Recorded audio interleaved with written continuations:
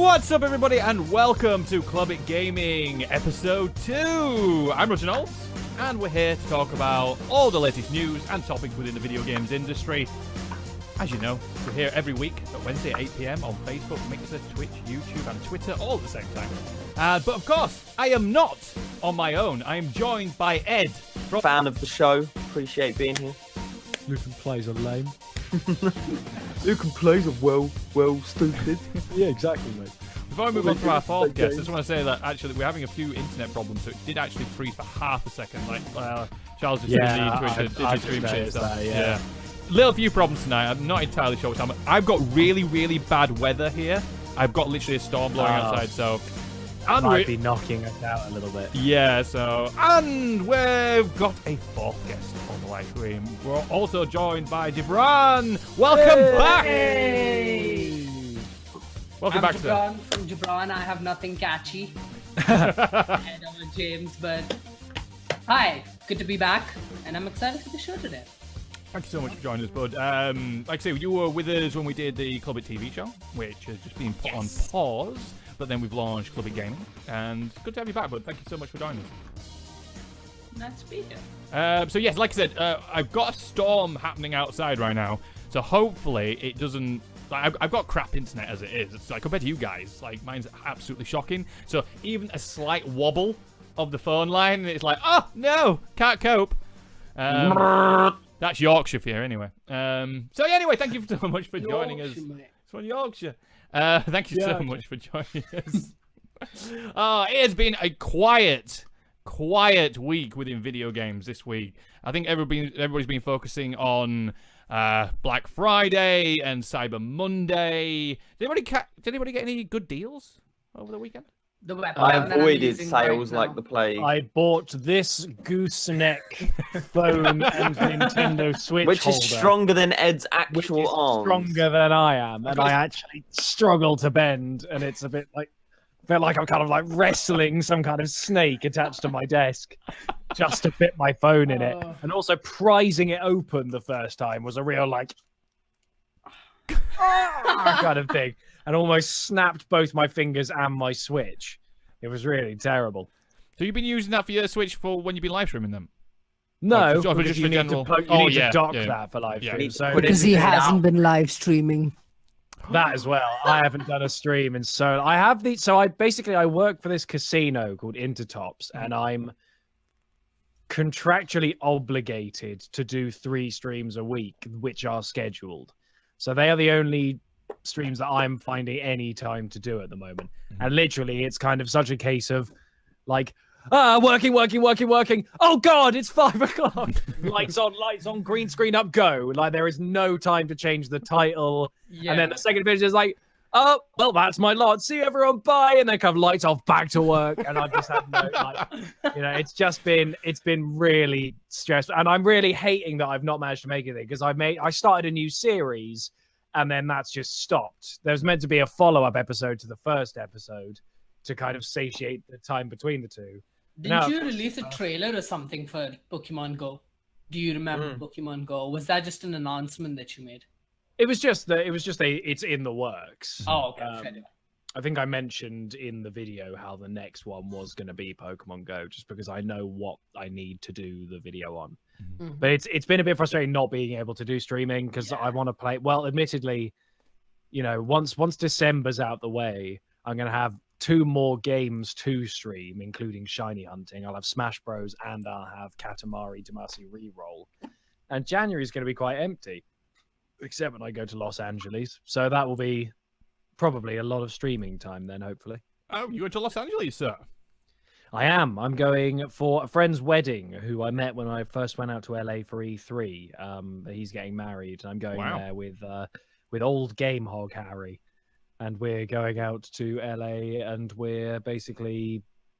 I don't really know what the plan is, apart from the wedding. I don't know what else is going to happen. I might be working 2 while I'm people, out there. and they quite often hand over a piece of jewelry, and then that's what happens.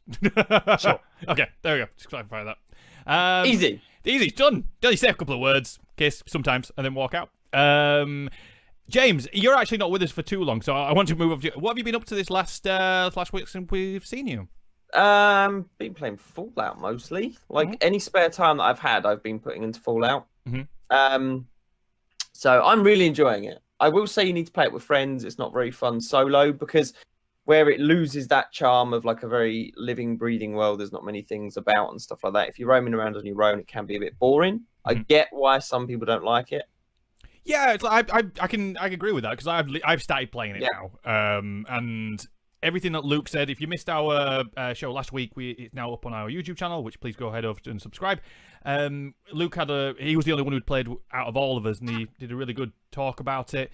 And he's really, really enjoying it. And it was like he couldn't quite understand why people weren't enjoying it as much. And I think like how he put it was a lot of people were jumping on the bandwagon of everybody hating it on the internet, which happens a lot. Some people that haven't even played it were commenting on how bad it was, and it was like, well.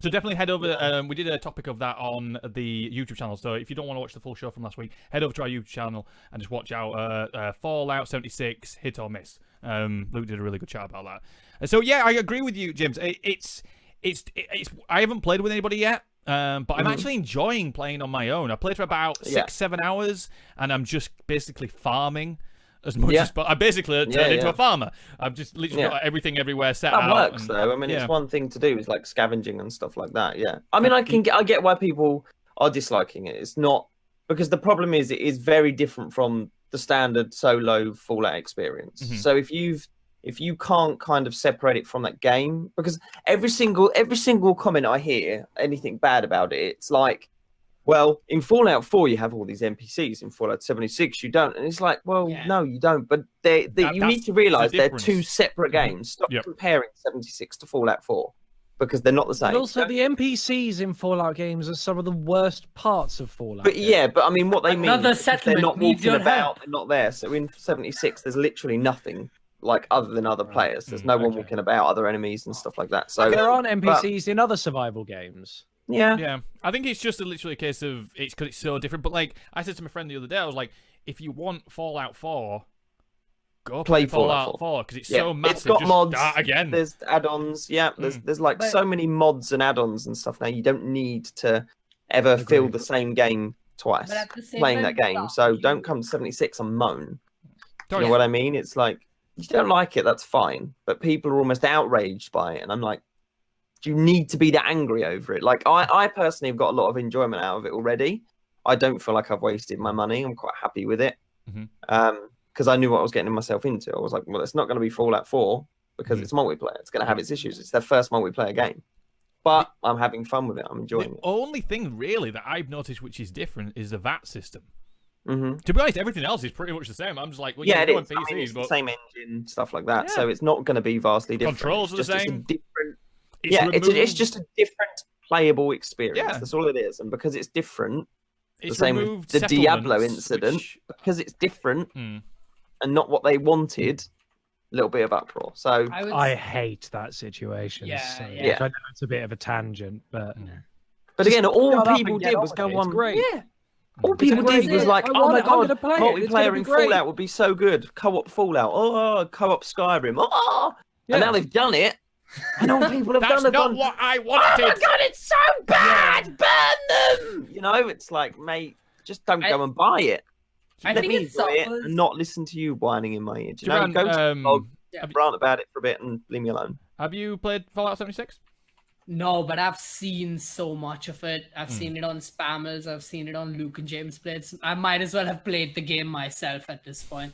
But I think it suffers from sort of like the Venom issue, where Venom, you associate that with Spider-Man.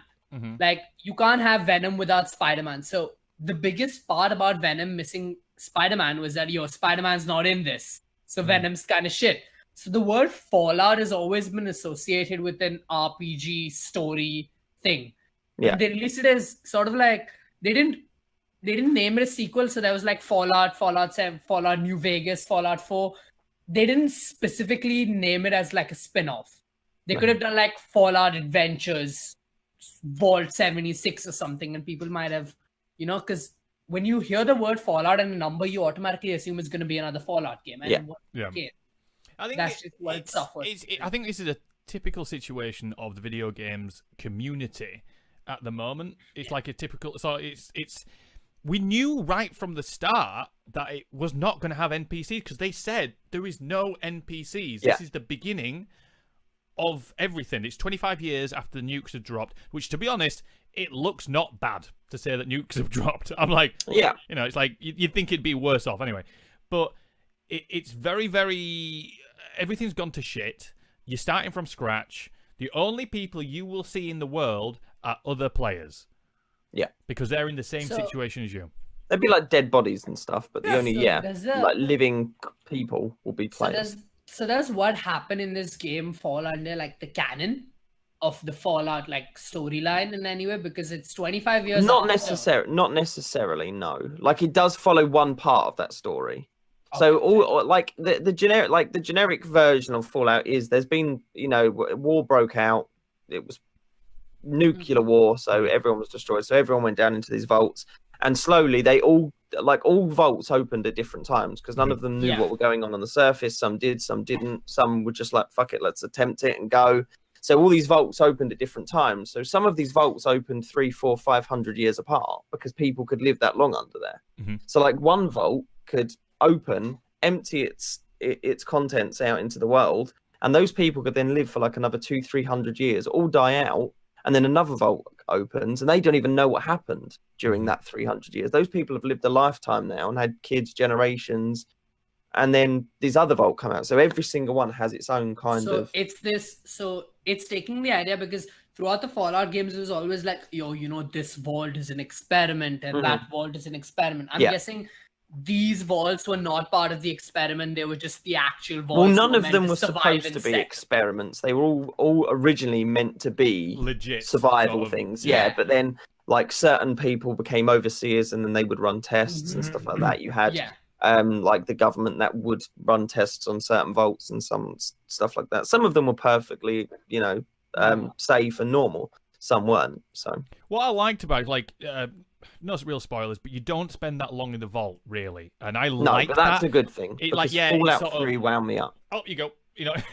I personally, I didn't enjoy Fallout 4. I didn't like it. It just didn't. I've tried it numerous times to get into it, but it just did not hook me. I can't really put my finger on why.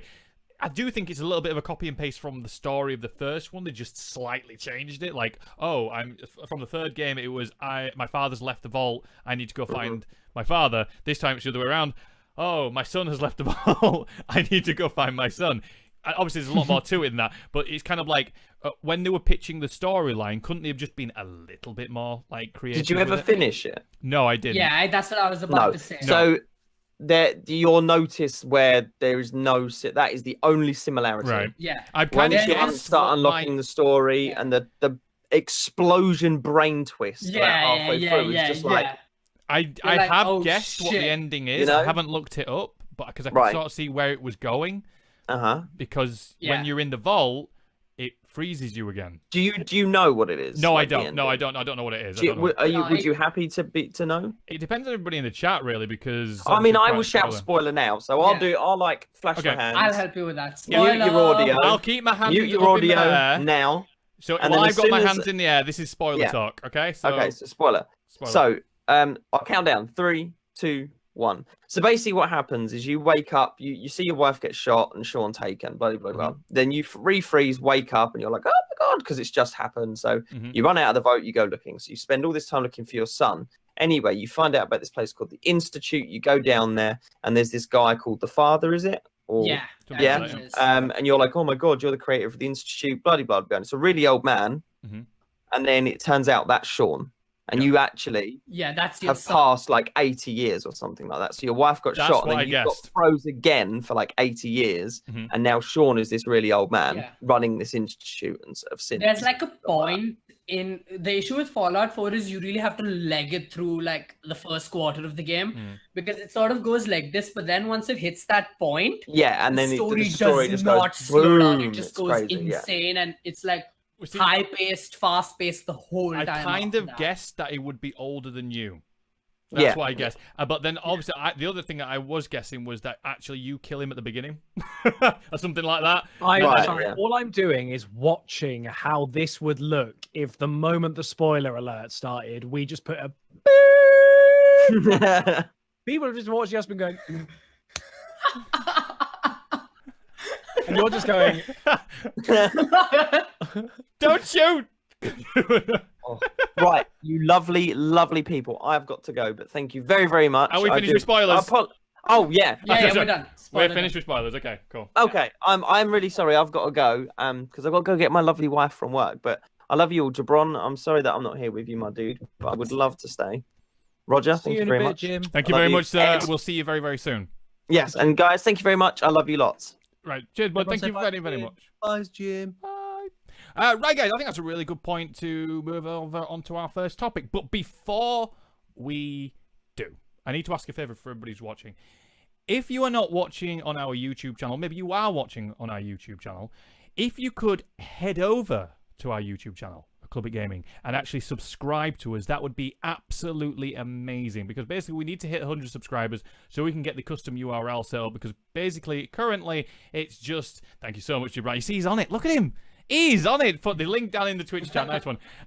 It's basically a dump of letters and numbers and all that sort of thing that YouTube gives you. So if we can have a custom URL, it'd be much easier to have put in places and everything like that. That'd be brilliant. So fantastic. Anyway, thank you so much. Don't forget, guys, obviously after the live stream has finished, I take all this and we take the main show, I edit it up into a little bit more of a easier consumed package, and we release on Friday over on our YouTube channel, along as with separate topic videos as well. We also release the whole of the the whole of the main show released in an audio version on SoundCloud, on iTunes, so if you can't actually watch the video, you can actually listen to us as you're walking around, maybe doing cooking, driving to work, something along those lines.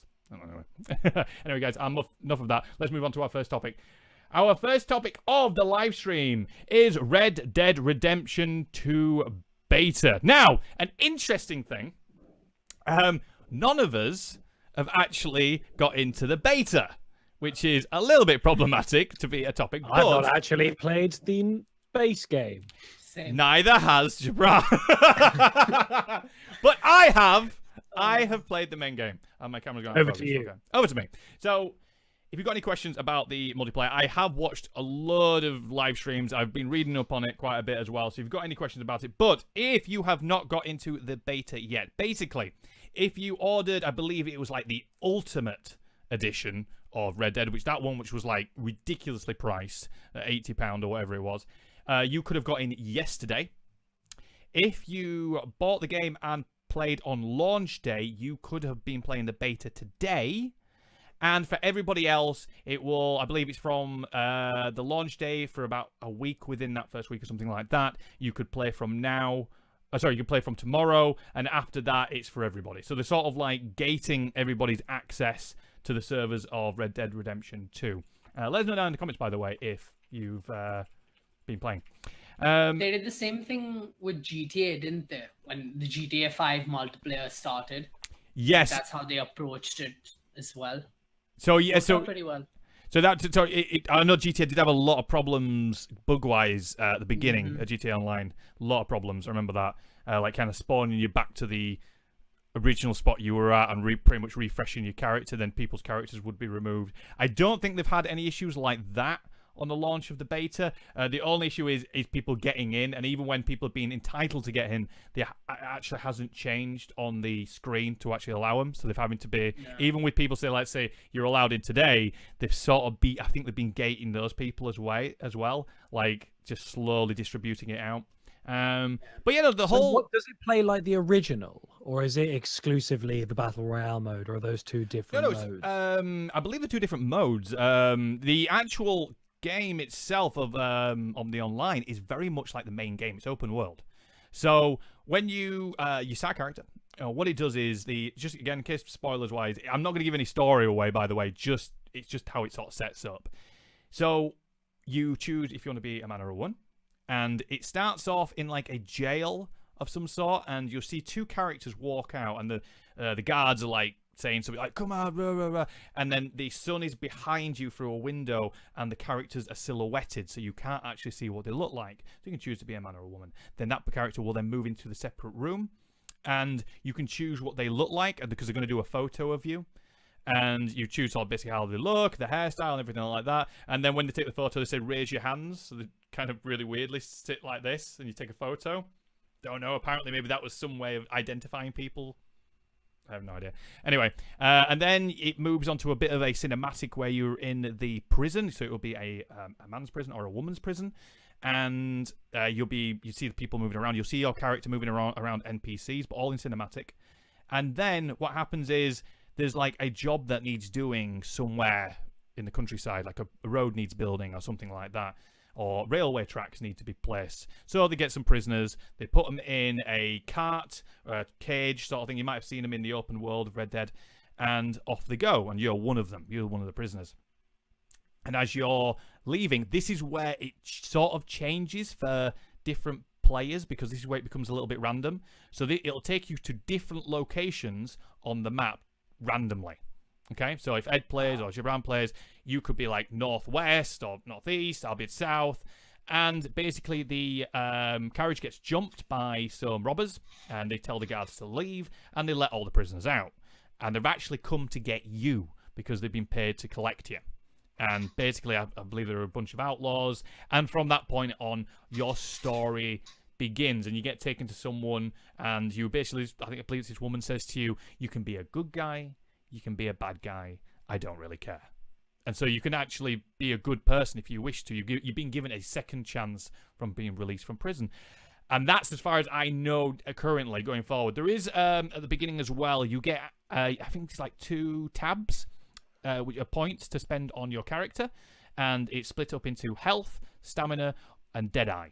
And then you can choose which ones you want to place those tabs in. So you can have your stamina really high, so it means you can run really far. Health, obviously, take more hits. Or Deadeye, Deadeye will last for longer. I'm not entirely sure of the mechanics of Deadeye and how that works with the online. That is the only area which I'm a little bit unsure about. How did they do it before? They just disabled Deadeye, didn't they? I thought they did actually have it in multiplayer. I thought they might have done, but I can't remember how they implemented it. Wait, the old Red Dead had multiplayer as well? Because I thought their first multiplayer venture was GTA 5. It wasn't open world. It was kind of like, was it free for all deathmatch sort of thing? No. It was GTA. It was what GTA Online did, but it was before. Yeah, I thought it was just like... It was the only bit about Red Dead that I enjoyed. I thought it was just like team deathmatch and stuff like that. No, it was. Yeah. Well, there was a team deathmatch mode, but there was also the get in your gangs and go around the giant open world version, which was fantastic. I honestly thought GTA's was the very first, open world thing, because that's how much they hyped it up. I just think it's pretty much a clone of what GTA was, but they've done it in the Wild West. And I feel like the main game is going to suffer because of it, because it happened with GTA, it's going to happen here as well. So what GTA, they had this single player DLC planned, right? And I was so excited about it because I finished the game 3 times. Because GTA 5 for me crashed twice, three-fourths the way through the story. Like my PS3 just crashed and corrupted the data. Right. So I played through the story 3 times. So after the 3rd time around, there was this big single player DLC. They were hyping it up and all of that. But then the multiplayer sort of took off and it became super popular. And because of that, the single player DLC was cancelled and they kept adding new stuff to the multiplayer. And I feel like that's exactly what's going to happen with Red Dead. To be honest, I'd be fine. Like, I've played a lot of hours of Red Dead Redemption 2 already, and I have not really progressed through the story a huge amount. And to be honest, if they started adding more DLC story, I'd feel like it's so big that I don't think it needs it. You could do, yeah. I'm happy with multiplayer DLC like that. That's what I would be, because I think by the time you've got to the end of the single player, you've had your fill of the single player, and you're like, right, this is great. Now I just want to go piss about with my mates, and it's like, and that's basically like what my sort of approach would be to it. So when they release expansion packs, I'm like, well, can we not have something extra with that? With the multiplayer. The purest essence of multiplayer I think I've ever experienced was when I first got an Xbox 360 in October of 2007 or 8. And basically, no, it must have been a bit later than that. But basically, it was well into my time of playing games. But the games that I got were all really good for multiplayer. And the first one that I did was Halo ODST. And that featured being able to go through the story as 4 of you. Ooh. So I love that. I love the idea of sitting down but you know, after school, wherever you are, in whatever house you're in, playing with a group of your mates and actually experiencing a whole storyline together. That's really cool. That's really awesome. And so if this game allows for things like that when it comes to the multiplayer, that's going to be really cool. And that would be awesome for that. I have to admit, like, majority of my GTA Online was kind of just pissing about. I literally just... Well, it's the purest essence of GTA, isn't it? Because GTA, I personally thought the missions and stuff are this really mixed tone of trying to add seriousness and progression to a game that's really about driving around quickly, killing people and shooting people. So being able to do that instead of it being computer-controlled characters, when it's actually other people who you're grieving by making them die all the time, that to me is amazing. That's fantastic. I need more of that. That's what I want out of this. I need, like, that to me is exactly how GTA should have been done, was as an online. And I think GTA Online absolutely nailed it. What I'm excited to see is the Battle Royale, honestly. I'm interested to see it, because I've not seen anything of it. Because so far, in terms of Battle Royales, I've played most of them. Because for me, my first true multiplayer experience was PUBG. On PC, because I used to not play online till I was like 18, and I'm almost 20 now. So I never really touched the online realm of games till like a year and a half ago. So PUBG was the real first experience for me. And now I played the COD one, I've played Fortnite, obviously. Rings of LCM I still have to try out. Totally Accurate Battlegrounds was fun. Basically, I've tried almost everything there is. So with Red Dead 2, there's another competing battle royale coming out at the same time. It's going to be new and fresh, which is going to be Battlefield 5. So if you own Battlefield 5, their battle royale is coming out as well. So that would be a very interesting to see, because it is the Wild West, but how would they incorporate 100 people on a map in a Wild West? Because well, I think it's a very watered-down version, because I don't think, like, when I was reading about it, they did mention something about just bow and arrows or something like that. It was like, it was a bit, I was a bit like, okay, have I read this right? It doesn't seem like as if they have implemented all the guns. I don't know. I could be wrong. Put my hands in there. I don't know. They probably would do eventually. They bring it out slowly. Yeah. Sort of like what they did. No, COD had all the guns from the very beginning. PUBG does this. They didn't start out with every weapon that they had in the game itself. They had like the M14, the M4, the AK, the UMP. There was like 4 or 5 guns, and now there's like 15 to choose from when you land in the Battle Royale map. So the idea, they kind of split it apart to keep people interested. Fortnite does this very well. They do weekly updates with add new items, new weapons, new stuff, new balancing updates, new gameplay mechanics, keeping the game fresh. So the thing with Red Dead 2 is, one, it's Wild West, so the setting's going to be a little tricky in terms of how really cool. you create tension. I mean, yeah, but then how would the combat play out? You know, how would the healing play out? Stuff like that. How would the zone play out? How would they do all of that? You know, because they could do like shrub fire, maybe. I don't know. Like, that's a good one. Like, that's a good one. They could do like a hurricane, maybe. Yeah. Try and bring it in just like as much as possible. Or the tide of industrialization wiping out. And if you step beyond the line, they just shoot you. Like, yeah. Your people are dead now. It's just, that's the passage of time getting rid of. That would be really weird. Wouldn't it be weird actually if you looked beyond the bubble, for example, and you see modern day? That'd be weird. Don't, because now I'm starting to think about how that would look. Another interesting thing they could do, right, is in the Battle Royale have you as the bad guy. So there would be this army of NPCs, which you can't possibly beat alone. They would act as like a zone. Slowly sort of marching inwards on you. Circle. Yeah. So if you end up in there, you can try to survive as long as you can by fighting them and killing them.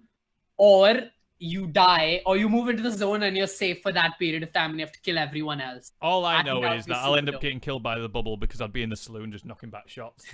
Like playing poker on my own. Who's joining me? Yeah, no. I'm excited to see how it plays out. Yeah, I think the whole backdrop of it's really interesting. Like, admittedly, what Ed said, like, I didn't realize the first one actually had the full open world multiplayer. I didn't realize, because I only thought it had the team deathmatch and things like that. So, I'm actually interested to go. Are the servers still live for Red Dead 1? Red Dead Redemption 1? I'm so good to miss that. How did I miss that? Not good. Anyway, guys, let us know down in the comments. Have you managed to get into the beta of Red Dead Redemption 2? What, if you have, are you looking forward to it? If you haven't, are you looking forward to it? Whichever. Basically, have you got in? Let us know. Let us know. Because like I said, none of us guys are actually, and these two haven't bought it yet. So yeah, PC. Have we heard any news on the PC version? No. There's coding mentions of it inside the game's source code, so I'm assuming.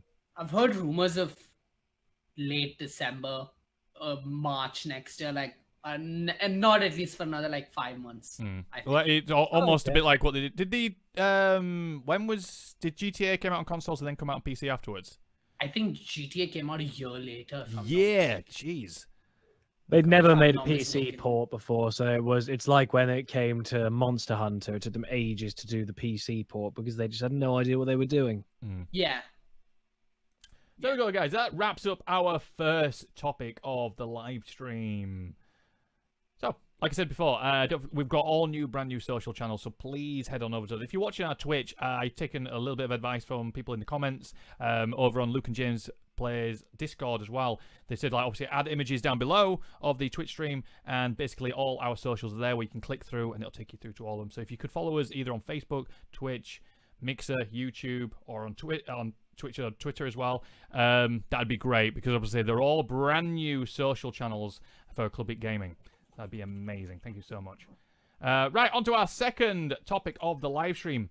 EGX moves away from Birmingham. Now, if you don't know what EGX is, it is an event where a lot of video game developers, indie devs, go and they show off their video games to the public. Bit like, I guess, MCM Comic Con, but primarily focused on video games. A lot of cosplay happens there as well. Well, EGX Res would happen down in London, and EGX would happen over in Birmingham. That's the right way around. Well, they've announced, I believe, today that EGX has now moved down to London and will not be over in Birmingham. Charles has just put, don't blame them, this place is a shithole. Nice one, Charles. He is from around there, in fairness. Yeah. And there's been quite a bit of a backlash from developers and obviously fans of the event. In fact, I've got a tweet here. Somewhere. Hold on. Bring it up on my phone. Or saying, which kind of summed it up a little bit when I was reading about it, and talking about a little bit how a lot of people felt about the change of it basically primarily now being down in London. Bear with me just 2 seconds. Bring this up. There we go, right. Matt Cameron said, this is very disappointing. London is already too much of a black hole for, well, everything in the UK. The XL is also so nightmare to get to, whereas XL is where it's been held now. Is also a nightmare to get to, whereas the NEC in Birmingham is right on the major national train line, easily accessible for anyone travelling from the north or south. So yeah, fair point. A lot of video game developers have also tweeted saying basically they calculated the cost of everything and staying down in London and travelling down, if they were obviously up here in Yorkshire or further up, going down to London. It's more expensive for them than it is to them to fly over to Germany for Gamescom. So it's just, so basically it kind of creates a massive divide between the north and south, especially with the indie Massively, devs. Yeah. Guys, Ed, I know you have been to quite a few events. What's your opinion on this, with this change? It's kind of hard because it's obviously a bit of a split situation. I kind of understand the idea behind it, but also don't. I think it's a bit of a shame for people who, like, they made some good points. You know, the people who can get there via their national rail services, that's great. But putting it in the XL London, even I struggle to get to the XL in London, and I live in London. A pain. You know, It if really that's is. not telling, I don't know what is. Like, it's a slightly shitty situation that I hope they'll find a a kind of resolution to maybe retcon and put it back to the NEC. But if they do move it, they might have to try putting it somewhere else. Like, I don't even know where you could put it though, because there's no other convention centre style things in London that are. No, I think Excel is the only one at that scale, if I'm not mistaken. Yeah, it's just a bad situation, really. Go on, Gibraan. It makes perfect sense to me for them to move, really, because London has the two closest international airports. So forever when you're in Birmingham, with the idea of expansion, you're reaching into a bigger market. London is the capital, and it's gonna have a much larger attendance group than you would have in Birmingham. For example, even with MCM, you get a lot more attendance in London than you do in MCM Birmingham. They're hosted by the same people. But at the same time, yeah, it's MCM Birmingham, isn't it? I believe so. Yeah, so it just makes sense from a business standpoint. Now, agreed, you're losing on indie developers who can't really afford to it, but you're also allowing international developers to come in.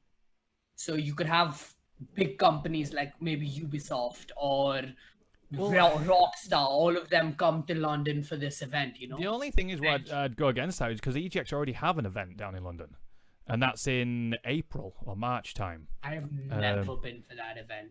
Never even heard of it. Quickly, just responding to the chat, Yanis complained that we don't ever read her comments out. Sorry, Yana, we love you. We do see your comments. Thank you so much for commenting. Love you, Dan. So basically, like, EGX... Yeah, it happens on April, March time as well down in London, and then the EGX thing would come up to Birmingham in like October time and do an event up there. So having both down in London, it just seems like, I think you're spreading. I think it's best if you spread yourself across the country, then you can hit more of an audience rather than having it in one location. Yeah, Rezzed and EGX in the same places. If I'm not mistaken, by the way you described it, the main event would take place in Birmingham, and then London would have its own little different event. Maybe they could just flip that around. They could do. Have the smaller event take place in Birmingham and have the main event, like the big event that they do, the big convention that they do take place in London. Potentially, like... groups are happy.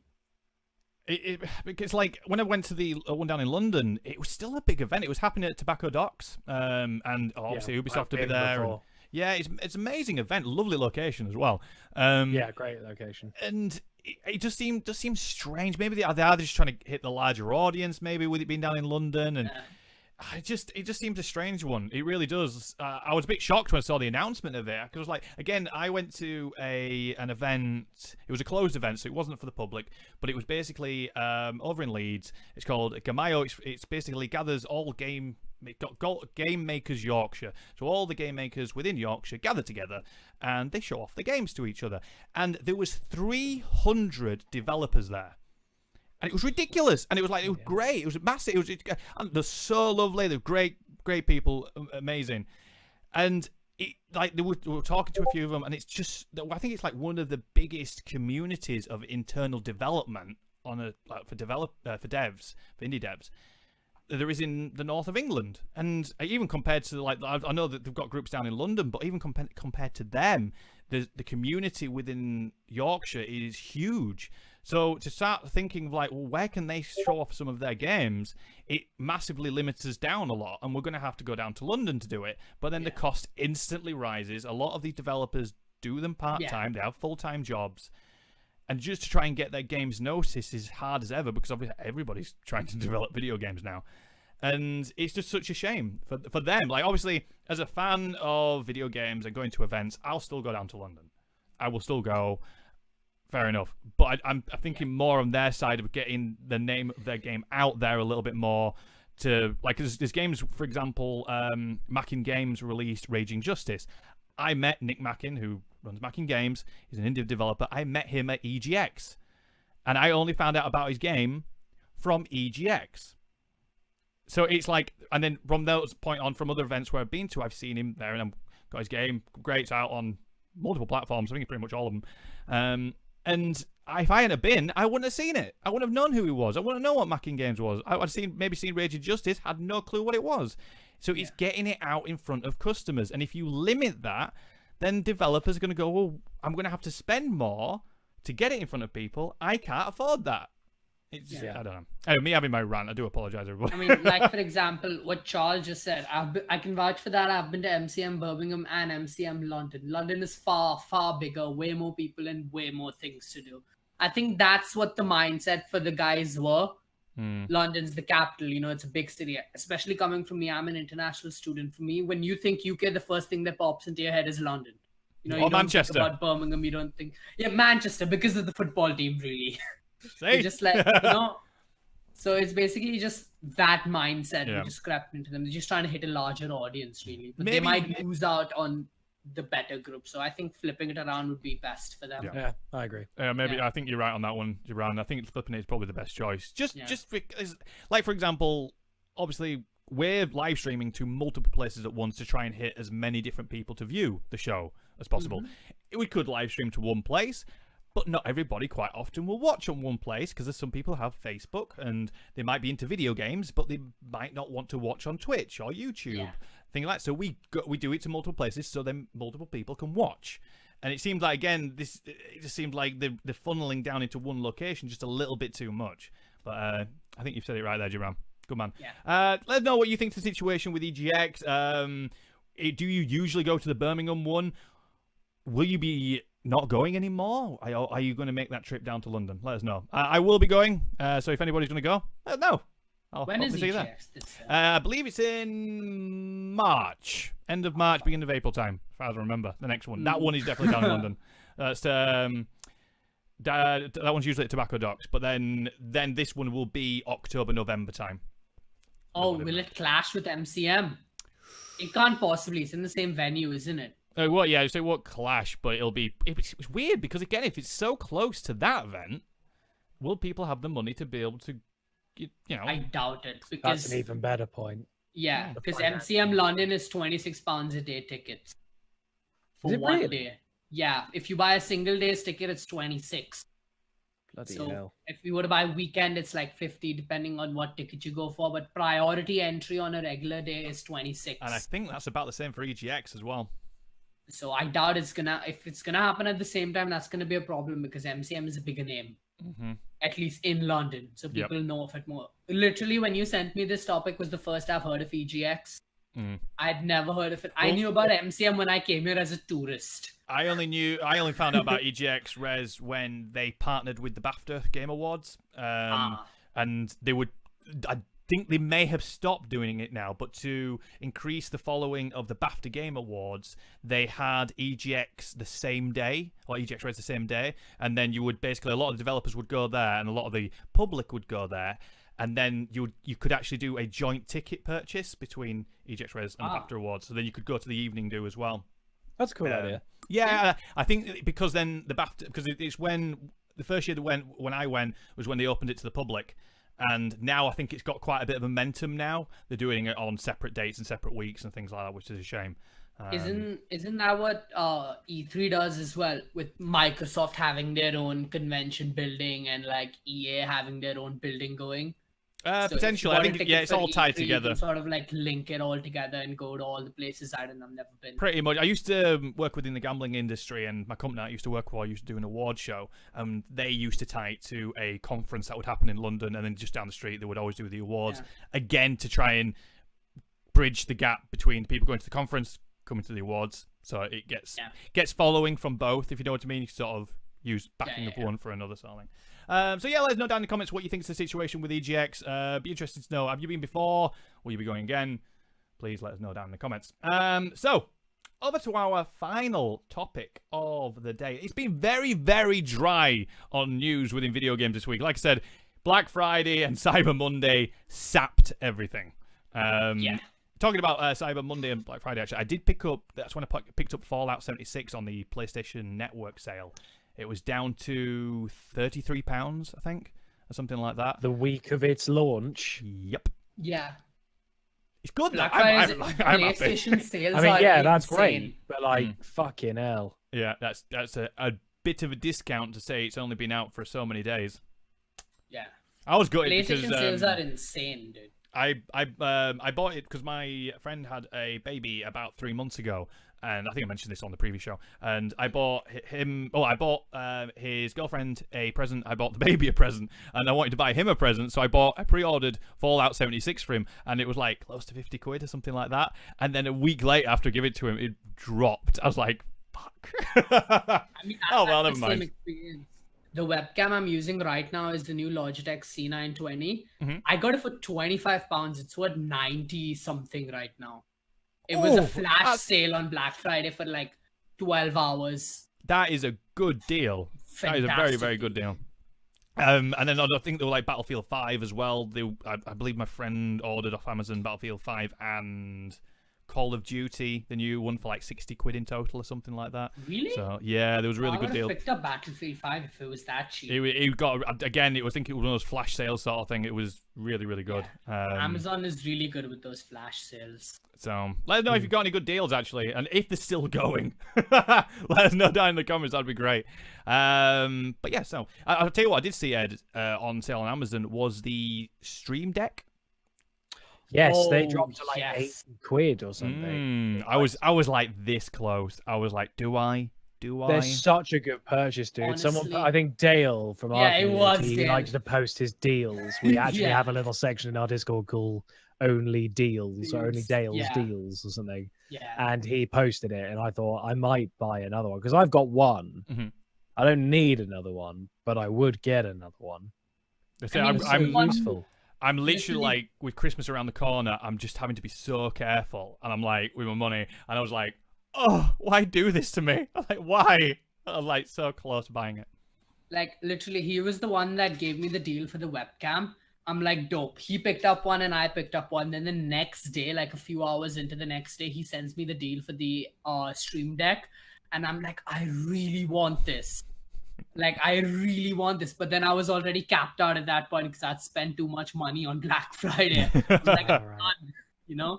I got to admit, I was keeping an eye out for the green screen thing that you use, the Elgato one, where you pull. Is it the Elgato one? The pull-up green screen, mainly just purely for ease of use and things like that. But I don't remember seeing a deal on that. Here we go. See you go up. Look at that. Look at the ease of that man just being able to read this. I'm so jealous. It's currently, no, there's no deal. It's 149 right now. But I was like, I've currently got my green screen for live stream because I did a horror one where I just wanted me just in the screen. Did PT. Luke suggested me to play. And I've got the circle which you unfold and it pops open. Like, literally popped it open, knocked the light, nearly knocked my drink over. I was like, fuck! Like, to stand it open, and then trying to fold it up, you go, how am I supposed to do this again? You're trying to look at a YouTube video. Black backdrop that when I order, which I usually use during this podcast, but I can be bothered to set up today, but that hasn't been folded down since the day I opened it up because I just don't know how to. every time I'm have to same YouTube video. The guy must get so many views off me. I'm like, right, hold it from the left, twist, then what? And it's like every time. I don't know if you have those. It's sort of like this car screen that you get. You can stick it onto like your windows to prevent sunlight from entering your car. It's the same principle. You grab it like that, and then you have to like do that, and then it's turn yourself, and then it's really annoying. Really annoying. So over to our final topic of the day, which kind of leads onto a part 2 of this topic, which is Gibraan's idea. So Alien Game at so it actually should say Alien Game sequel at the Game Awards. So basically, there's a bit of a rumor going around on the internet that Alien Isolation sequel is going to be announced at the Game Awards, which is a week on Friday. I'll bring my notes up here. Bring it up. So this is from cineblend.com. And said, Aliens franchise has had such a rocky road through the world of interactive entertainment. Some of the games have been serviceable, others have become cult classics. A few are extraordinary, and some are downright terrible. Well, there have been rumblings about a new Alien game being in the works, and that it might get announced at this year's Game Awards. According to PC Games N, we could be seeing a new game announced which will set within the Fox's Alien universe. This was picked up from tweets set from the Game Awards host Jeff Keighley, who noted that the worlds will change on December the 6th using a font similar to the one used for the Fox's sci-fi thriller series. So, guys, have you guys played Alien Isolation?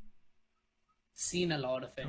I've seen loads of it. I watched so cheap now. Jacksepticeye played through. It's so cheap. If you've not played it, even if you're not a massive horror fan, because to be honest, I'm not a remote horror fan. It's not actually that scary. It's more the ambience of the sci-fi. Yeah, the suspense. Yes, and the sci-fi. It's not cheap right now.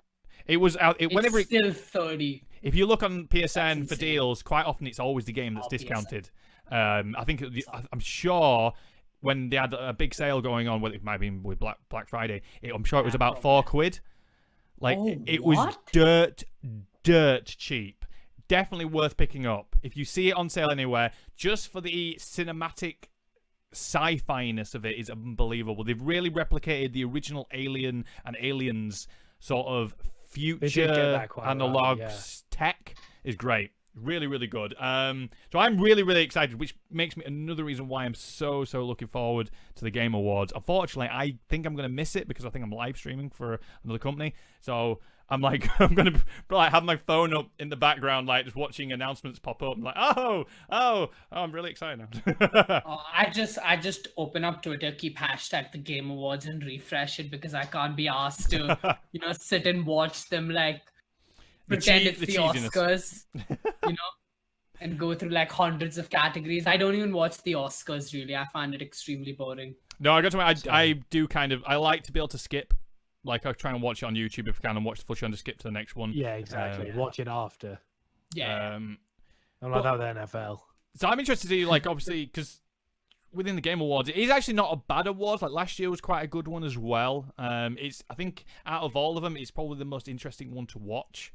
Because I believe it was last year the guy who developed it was the prison game, co-op game, A Way Out. The developer of that went on stage and basically EA published that game, and he basically told EA to sort their shit out on stage live. I think he had a bit to drink. It was hilarious. Go watch it on YouTube. He basically called EA out on the stream. But because it was to do with around about the time where Battlefront, like loot box situations, stuff like that. Yeah. And basically he just said like, sort your shit out, and they published his game, and it was a bit like, oh, but it was entertaining at least. Nice. Yes. I think, go on. I think recently the biggest thing I saw with a joke on the Game Awards or something like that was, I don't know if you'll have heard of Comedy Shots gamer KSI's younger brother. So apparently he was presenting an award. And he says best developer goes to, and he says Epic Games. And then he says, no, it's a joke. I was just joking. It's not Epic Games. I think it was Activision or something that actually won. But he did this on stage intentionally. And I'm like, no. Oh, cringy. No. Oh, no. Oh, it's the same as the, what is it, La La Land situation. Oh. Goes to La La Land. No, it doesn't. No, it doesn't. How did they get that wrong? Oh God, that was ridiculous. I think he just assumed it was La La Land right off the bat. Didn't even look. La La Land. Ooh, that was cringy to watch. Bless him. Yeah, and he looks his face as well, and he just looks like he stood off to one side and he's trying to inform people, but without saying, he's like, I've said it wrong. Normally, the biggest story during award weekends is Jennifer Lawrence tripping again on the Oscar red carpet. She's done it like 3 times now. Yeah, she's a fucking nightmare. She needs heavier shoes. But then I woke up and it's like, oh, no, they didn't do this. No, with La La Land. I hadn't even seen any of the movies. It was just a meme for me. I watched it. It's very well filmed. Very, very well filmed. The story's a bit but it was interesting. It was very, you have to be in the right sort of mood for it. I think is probably the best way to describe it. I like saying it looks nice or it was filmed well, because think how many other elements of a film there are to compliment that we neglect. Admittedly, the acting in it was great. I can't remember what radio station it was on. It must have been like, it was like forget it. It was like Absolute Radio or something. But basically, they did like, it was a really terrible Coldplay live performance in their live studio, and they like where Chris Martin's vocal was all over the shop, and all the DJ said afterwards was when they finished, like, oh yeah, faded in and went, that sounded great. And you just think, who's that? That's just complimenting the engineer and the microphones. Like, that's not good. That's kind of how that feels. Oh my god! It looks great. It's sort of like going to a concert and being like, oh, the drinks there were nice. Yeah, the lights look great. Yeah. Oh, the strobe lighting, man, that was fantastic. So my favorite bit was the exit. When it went silent. Yeah. Talking about the Game Awards, this is actually a little bit of an extra topic that Gibraan brought up. Seeing that we mentioned the Game Awards, it would be fun to at least predict a few of the categories. So we were talking a bit before we went live, so we're going to predict the Game of the Year, Best Ongoing Game, and I believe the next one we're going to do was Best Multiplayer Game. Yeah. So, okay. I don't know whether or not you guys want to do a bit of a bet for this or something like that. Not money, obviously, related. But I'll bet a pint of Diet Coke. Pint of Diet Coke. Best game will go to Red Dead. Hold on. I need to read out the nominations. So we'll do the best multiplayer game first. We'll do multiplayer. Okay. Yeah. So best for the outstanding online multiplayer game and design, including co-op, massively multiplayer experience, and irrespective of game genre. Okay. Call of Duty Black Ops 4. Destiny 2 Forsaken, Fortnite, Monster Hunter World, or Sea of Thieves? Oh, I want to vote for one of the last two, but if I want... So here's the question. Are we going for what we think is going to win or what we'd like to win? Ooh. Because those are two very different things. Because basically it goes to Fortnite every time. Because let's go for what we would like to win. What we would like Sweep it. Like Monster Hunter World or Sea of Thieves, and Monster Hunter probably just because it was a nice way of bringing over one of my favorite game franchises, which has never done well over here in the West. It's always done very well over in Japan and Asia. It was nice to have that come over in such an easy to get into way and to see it explode so well. Sea of Thieves was a nice comeback from the studio Rare, and it was a fun multiplayer experience. It was by no means perfect.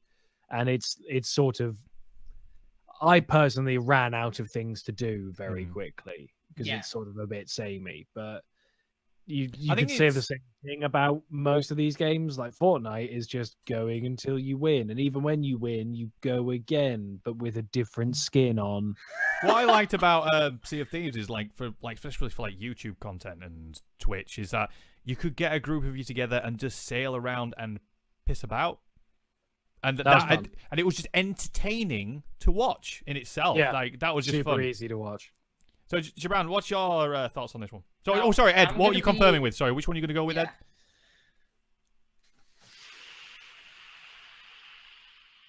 You can hear the cogs going. Jesus, it's tough because I think they're both completely equal because they're both 4-player. But one's an open world and one's not. I'm going to write these down as well. I'm going to go for Sea of Thieves. Ed goes for Sea of Thieves. Solid. Okay, so Gibraan. I personally want it to be Monster Hunter, but I think realistically it would go to Sea of Thieves out of those two. So, I'm going to go with a bit of a different opinion. I think Destiny 2 Forsaken deserves it, even though I haven't played it because it revived a dead game, like straight up. Destiny 2 died out super quickly. Like, it wasn't as popular, similar to Sea of Thieves, but Forsaken kind of brought it back in that sense. I haven't played it, but I got it for free, so I'm going to install it and give it a whirl. But what is going to win is Fortnite. It's not even like a doubt in my mind. Because it's definitely going to win. That's not even a question at this point. Black Ops would win, but it's doesn't have its own identity. It's sort of a mix between PUBG and its own thing. The only original bit about it is zombies. See, that's the one I was going to go for is Call of Duty. Mainly because I don't think it will. But for a franchise which I was done with Call of Duty. I was not coming back. A good point. And they did Blackout mode, and I'm going, ooh. And to be honest, I struggle. A good enticing feature. Yeah, and I struggle with Fortnite. I enjoy it. I'm just not very good at it. But I've never won. I won once, just once, and that was very early in its launch. And I think it's because everybody else was trying to get used to it, and that was pure luck. But it's the combination of the Call of Duty gameplay mechanics with Battle Royale mode, and it was brilliant. I loved it. And I'm still enjoying it now. And I'm looking. Some of my friends are going to be getting it for their Christmas, and I'm like, great, because you guys don't have it on PS4. So I'm looking forward to playing with them. And I've been primarily playing it on solo, and I thought it really brought back my interest in the franchise and stuff like that. But so there we go. So I will write that down. So in COD. Yeah, Fortnite's definitely going to win because it sort of revolutionized the industry. In the sense that now gaming is so mainstream. Like, whenever you hear games, you hear Fortnite synonymously. But and the game before that was like Minecraft. I think that was like the one before, which was the one that sort of... Minecraft, Mario maybe. That... I think it just broke that bubble. Like, Wii did it when the Wii launched. It was people started playing it who weren't interested in video games. Yeah. And... I think that's what all video game developers are wanting to break, but you can't ever predict it. One of the craziest things that made me go like, oh my god, Fortnite is the biggest thing in existence, was when a Fortnite streamer was on the cover of ESPN. Now that's not something that's a laughing matter. Ninja was on the cover of ESPN, and he did that on the back of Fortnite. And that just shows that this game is now more than just a game, you know? It's just it's become socially just one of those games, isn't it? Yeah. Anyway, I'm seeing videos of high school kids doing Fortnite dances, like dance-offs, and I'm like, no. I'm feeling old. I used to enjoy Fortnite to the point where I would play it sometimes with the GameHog community. Yeah. And it's sort of a bit like Rick and Morty in that I like Rick and Morty a lot. I don't want to go near Rick and Morty anymore just because of how shitty it's become as an online vestige, you know? See, I still play Fortnite, but you'll rarely ever find me playing it alone. Yeah, it's only fun with friends. I can't play it solo anymore. I uninstalled it. It's horrendous when you shoot someone once and suddenly they have the Tower of London built right in front of you. You're dead. Especially on PC. Yep. Especially on PC. It's bad. It's so bad how the skill gap has been created in that game. Well, guess what's in the best ongoing game? Fortnite. So on to our second category. Awarded to the game for outstanding development of ongoing content that evolves the player experience over time. First up, Fortnite wins. Destiny 2 Forsaken. Is this the same games? Fortnite, No Man's Sky, Overwatch, or Tom Clancy's Rainbow Six Siege. It could be between Siege and Fortnite, you know. Yeah. I really, Siege is my favorite game right now. I really want to give it to Siege. Inyana in the chat has just literally screamed, Siege! Yeah, literally, because Siege is an ever-evolving experience, at least for me. They have new operators come out. The game was dead when it launched. Like, no one was playing it. It was a shit experience. No one enjoyed it. The developers literally brought it back from the dead. I personally enjoyed it at launch. I just played Terrorist Hunt all the time. I'm really boring. The game is 3 years old, but it doesn't feel that way. They've given an Ultra HD texture pack. They've made the game play well. They have a rank system. It just works. Yep. But if I'm talking about who's gonna win, it's either gonna be Fortnite or Overwatch. I'd say Siege keeps up to date more than Overwatch. How often does Overwatch get new updates and new operators or new characters. In fairness, more frequently than the gaps between the operator releases. Because in Siege, it's once every 3 months. You get 2 ops and 1 map. For free. Oh, it's not that frequent with Overwatch. I don't think. But with Fortnite, it's every week. That's well, true. they've got the seasons and everything, haven't they? So but that's their overrunning theme. So they have Fortnite has an overrunning theme for their battle pass. Right. So the last season was 3 months ago, was Worlds Collide, which is all about like various real life things entering into the Fortnite world and Fortnite things entering into real life. Like if you went near Buckingham Palace, there was a llama from Fortnite just sitting there. So that's how they promoted it. And this season was Darkness Rises. So the tier 100 skin was this werewolf character who you can evolve by gaining XP. Okay. Besides doing that every 3 months, every week they have new items that enter the game. So this week there was Dynamite. Last week there was Dynamite. This week they had a new shotgun. Next week they've already teasing something else. And now they have this tournament thing going where 2 days ago they had this qualifier, which you, me, anyone could have participated in to take place in the esports Winter Royale tournament. So in terms of content and actually putting stuff out, I think Fortnite's going to take it. But I really want to give it to Siege. So you're going to go with Siege? Yeah, I'm going to go with Siege. Siege, I think it's crossed the board on that one. I hope it does go to Siege. I do enjoy it. It is going to go to Fortnite, though. Yana just said in the chat, can we beep every time that Gibraan says Fortnite? This is an intervention. Yeah, it's a problem.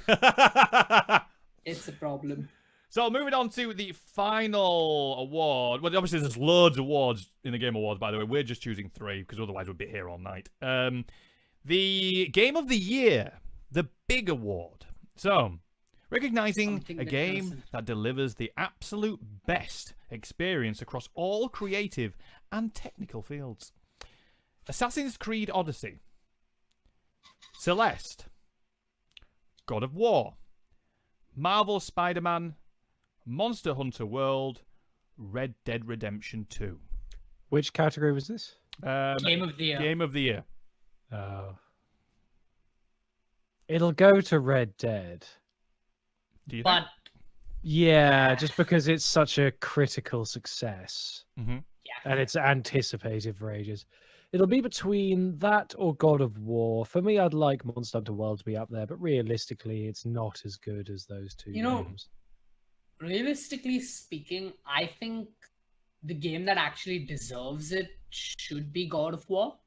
I mean, Spider-Man was great. Don't get me wrong. I loved Spider-Man. I loved Spider-Man, but it's not on the same standing as Red Dead or, God of War, really. The thing with Red Dead is I think it's hyped a lot, like overhyped to a certain extent, which is why I agree with Ed that it's going to win. But God of War was the game that no one was expecting to be, fantastic. They just thought it'd be another run-of-the-mill God of War game. Where and I think the way they merged the like an old style genre with a new style and be able to cross over, and it was certainly a good mixture. Not only that, they breached into Norse mythology with the game, and I think what sums up really well of God of War is if you play it and you fight that first boss, which is like the main sort of cinematic sort of fight. That was like unbelievable. It was like switched. It was one style of gameplay and then switched to what we remember as God of War. And I'm like, oh my god! And it was like, and that's what I think it was amazing. And then it switched back to what it was at the beginning, and that sort of seamless movement between two sort of different styles of gameplay was great. However, it didn't hook me. Really, I never got. I've still got it. I've still got it completed. It's still on my to-do list of completion, and I will go back to it at some point. And probably my opinion of it will be even better once I've completed it. But I have to admit, I stopped about maybe a third of the way through. What's a third of the way through? Oh God, I'm trying to remember. I still had my son with me. So I got to the bit where you meet the dwarf who can improve your axe. I got past that. That's as far as I got. And then it's kind of one of those things where like I loved the bit I played, but I don't have time to sit down and play the rest. And there's been other games that have come out. You know what's really interesting is that Assassin's Creed is on there this year. It's a fun game. It doesn't deserve to be there though, I don't think. But it's not Assassin's Creed. At least in terms of a diehard fan who's played every Assassin's Creed game till now. Assassin's Creed is never meant to be an RPG, but that's just my opinion. Yeah. Because it's based in history. So you shouldn't have the option to change history in a game which is supposedly tied in realism. Because what the older Assassin's Creed games did beautifully was they took mysterious deaths and mysterious occurrences and anything that was sort of like made you question. And then you'd be like, oh, the assassins were involved here. They did that beautifully in Assassin's Creed 2, Revelations, and Brotherhood. In Brotherhood, you kill one of the Pazzi family, right? If you were to look up how they died, they say that he was hanged, but when he was hanged, he was already dead. So that's where Assassin's Creed for me was beautiful because it was shrouded in historical figures. So one of my favorite moments in the franchise was when Ezio's on top of a roof and he's about to do a leap of faith off the building. This is at the end of Brotherhood. And he looks towards Machiavelli, the politician, and the Machiavelli goes like, I'm going to write a book about you. And Ezio just turns around and tells him, keep it short. And then he jumps off the building and they never see each other again. It's fantastic. I got to admit, I haven't played the new one. I have to admit, I've not played it. It's almost identical to Origins. That's the thing, is that there's not enough gap between Origins and this to go, oh, wow, a new Astrid game. I'm also worried they're going to do this with Zelda.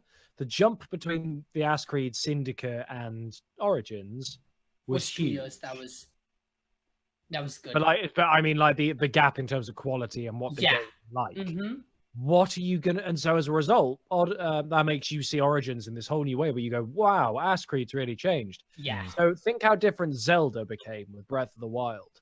What do you do after that? Because I'm worried that they're gonna fall into what happened with Odyssey, where they just suddenly go, "Oh, here's Breath of the Wild 2," and you go, "I know we wanted more of the same, but it's just more of the same." Because literally, Odyssey is, when you think about it, they actually started development in the same year, Origins and Odyssey. So they took a break after Syndicate. So Assassin's Creed did this well with the early releases, where they would keep things fresh with new settings, different stories, different mechanics. So if you looked at Unity and then you compared it to Syndicate, although they were only a year apart, they felt like different games because they changed up the combat system. Sure. And the stealth system and all of that.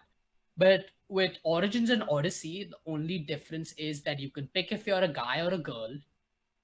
You can make a few decisions here and there when it's clear that Sparta has to lose this war. Because that's how it was in history, so it shouldn't change, you know? Yeah. So if you think about it, you're either on the losing side or the winning side. I haven't played it yet, but they say that it's a choice experience. The tree thing is the same, the level up is the same, there's just more of everything. So bigger map, are you going to go with your heart or your head for the game of the year? I want to give it to God of War. God of War? Cool. God of War. God of War. Ed? Yeah. I think God of War does kind of deserve it, actually. I have a feeling it'll go to Red Dead or God of War. So I'll say one of those two. I say it goes to Fortnite Battle Royale. Oh, fuck. Agreed. Beep. I'm going to go with a bit different, actually. I'm going to go with Spider-Man. I've been waiting for a really good Spider-Man game for a long, long time. And it was great. Yes, it was amazing. It was fantastic. And I'm looking forward to the DLC once we've got a bit of spare time. It's been the first game since I platinumed for about 5 or 6 years. It's been a long time since I platinumed a game on PlayStation, and that was the first one that I've done for a long time. And admittedly, it was a very achievable platinum, but I still wanted it. I was like, I'm going to complete this to the end. I believe some of the moving around the world and getting some of the collectibles was very well done. It wasn't too much of a chore. It was delivered to the player very, very well, and everything had sort of a reasoning behind it. Like even collecting his backpacks, they had like little items in it which had stories and little aspects of like that. Doesn't have the symbiote suit in the game, so that does get a mark down. But yes, maybe for the second game. Yeah, he did say it. He was like, we wanted to put the symbiote suit in the game, but we felt like it deserves a story of its own. Couldn't they just do it as DLC? Like, just give me as an extra. I want the symbiote suit.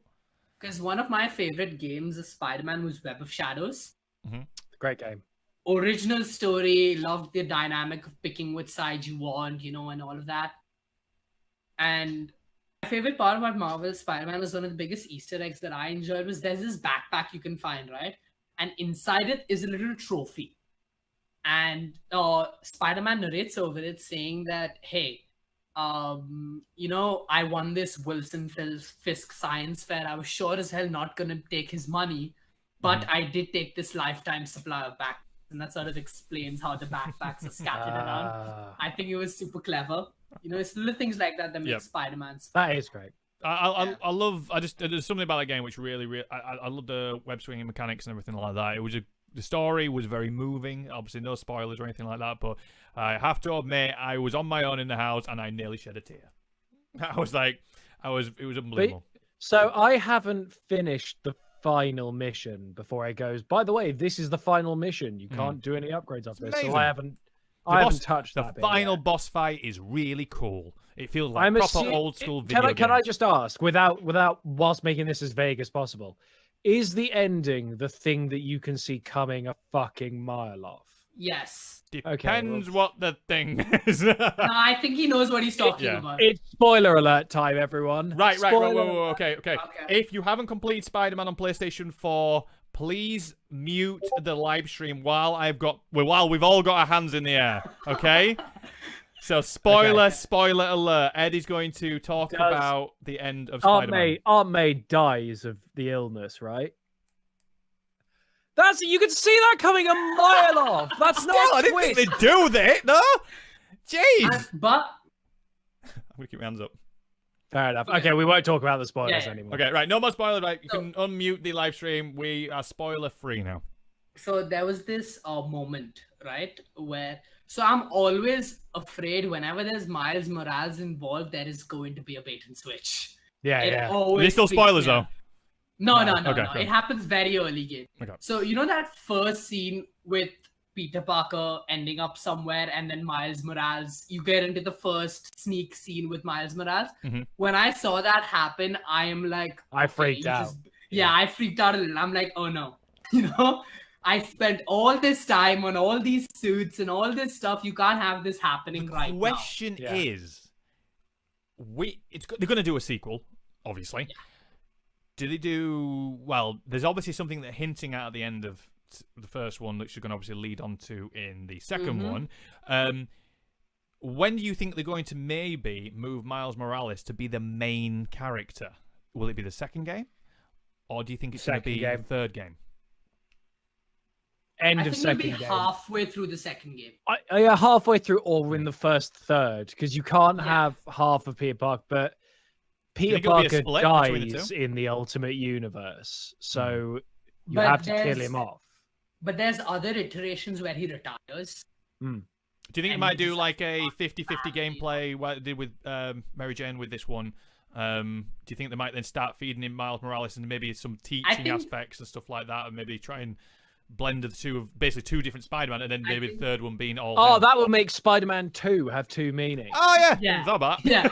I think something very interesting they would do. So you know how the first game had the tutorial based around like his new suit? Yes. Like the swinging mechanics. They could have the second game's tutorial be you playing Miles and Spider-Man being taught by Peter. Just that would be quite cool, actually. Idea out there. But I do think it's inevitable. I do think that Miles Morales will eventually become Spider-Man. I think he has to, because we as a society haven't really experienced Miles Morales, and we're in a very cultural equality time where basically black representation has been really low in movies and superheroes and stuff. So the fact that people like Miles Morales exist in order to give that representation in superheroes to the black community is something that people will try and dive on as quickly as possible. And something else interesting I thought, so if you guys have followed any of the Spider-Man comics of the series, you'll know that there is one very important character missing throughout the original Spider-Man game, Gwen Stacy. Oh, yeah. She goes on to become Spider-Gwen in all the comics and all of that somehow. Yeah, the alternate reality one. Yeah. So they could... No, not in the alternate reality. Alongside Miles, like there's like the one in the white outfit with like little webs down the side. I think she's going to make an appearance as well in the second one. And I hope they do. Apparently, with the animated film that's just come out, I forgot the name of it. Ed, you might have to help me out here. This Spider-Man film, Into the Spider-Verse. That's it. Into the Spider-Verse. There is a very strong rumor that they've actually already begun development on a Spider-Gwen movie in the same carrying it on. Apparently, so that would make sense. She's a very popular one. They're literally apparently they're rushing it as well. They're cracking on with it now. Like if you watch the trailer of Into the Spider-Verse, there is this scene where Miles is looking at all the suits in glass cases, right? There is one case which actually has the Marvel Spider-Man game suit in it. So the advanced suit that was designed by Insomniac is in the movie. So that just further solidifies the idea that Peter Parker's reign will come to an end. That'd be quite cool. It makes sense because they start the Spider-Man game with him being 8 years into being Spider-Man, and then they go from there. Be interesting. I'm looking forward to seeing that film. I really, really am. Yeah, it's going to be cool. It's going to be good, So that kind of wraps up our Game Award predictions. Let us know what your predictions are. So obviously we've covered the best multiplayer, the best ongoing game, and the Game of the Year. So let us know down in the comments what your predictions are. Once the Game Awards have been, which I believe it's on the 7th of December, Friday, once the awards have happened, we'll come back possibly in a post show maybe and have a little chat about our predictions and whether or not we got it right. There we go. Well, thank you very much, guys. And that's the end of our topics for this live stream. It's going to be a very short post show, I think. We're pushing on a bit of time. I can't even stick around. So thank you so much, guys. That's our full show. Remember, if you're watching live, we're going to get up the post show in a few minutes' time. If you are watching the edited version, thank you so much for watching. And don't forget, we live stream the full show on Wednesday at 8 p.m. on Facebook, Twitch, Mixer, YouTube, and Twitter. I think I said them all right. Every Wednesday at 8 p.m. Thank you so much, Gibraan. You're an absolute star. Great to have you back on. We'll hopefully have you back on very, very, very soon.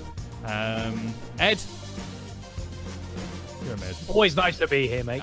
You know, I can see you like cranking your thing. It's like full throttle. Quick.